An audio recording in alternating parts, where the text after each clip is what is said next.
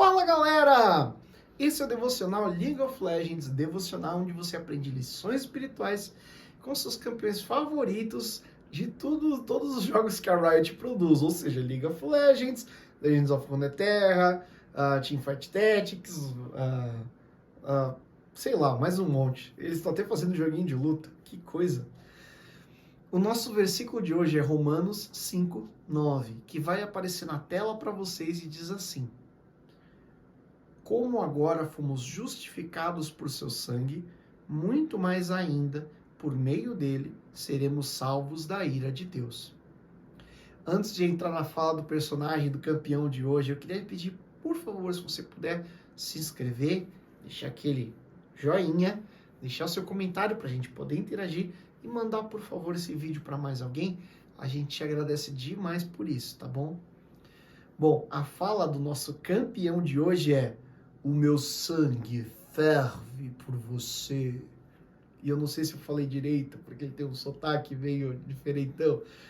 Mas se você joga no topo e também no mid, porque tem gente que usa ele no mid, eu não sei em qual posição ele tá mais forte hoje em dia. Talvez depois eu dê uma olhada. De suporte eu acho que não funciona muito não, tá?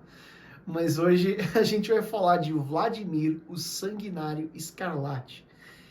E assim, a história do Vladimir é muito antiga, porque ele existe há muito tempo. Ele era um príncipe de um reino super antigo, né? E ele era um príncipe que não era o herdeiro direto do trono, era mais assim, sei lá, ele era o 12º na linha de sucessão, sabe? Provavelmente ele não ia se tornar rei nunca.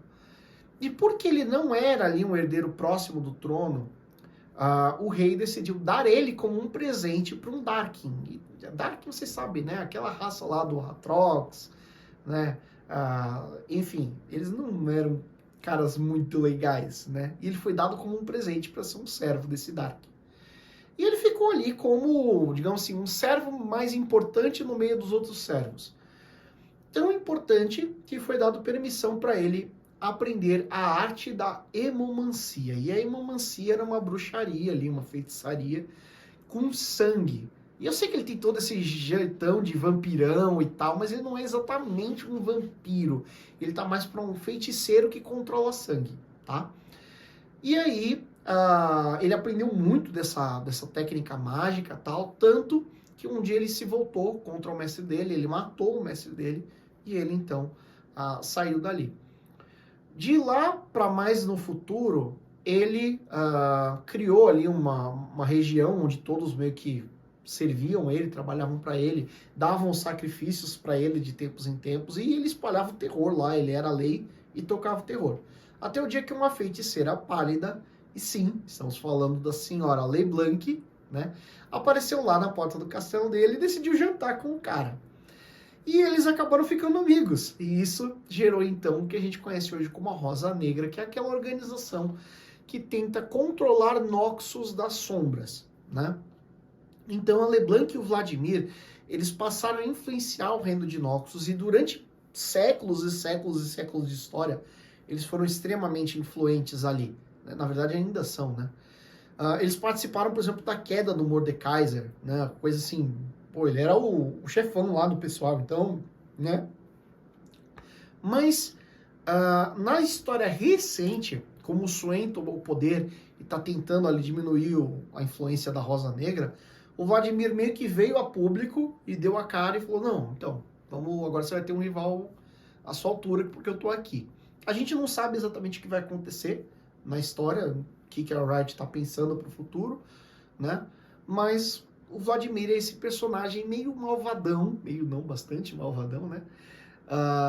E que tem essa fala que é meio esquisita, né? O meu sangue ferve por você e tal.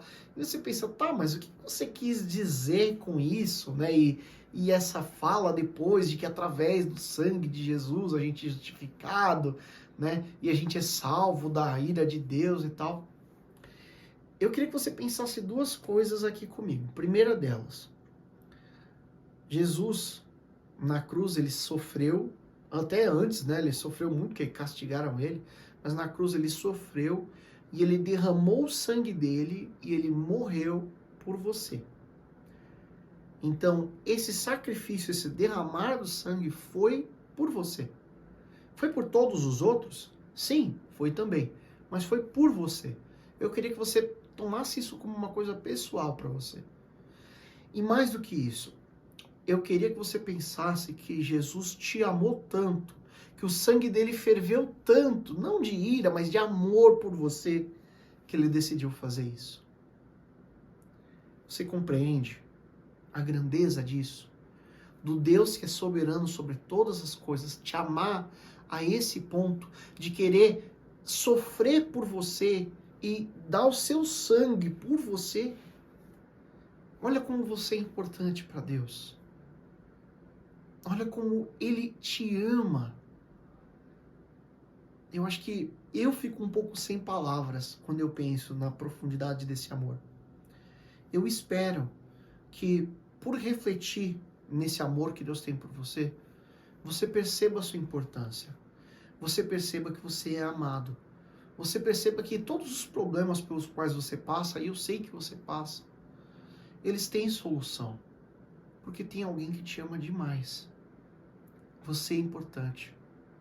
Você é especial para Jesus. Porque Ele deu o sangue dele por você. Espero que você tenha gostado da reflexão de hoje. A gente fica por aqui. Um grande abraço e fica com Deus.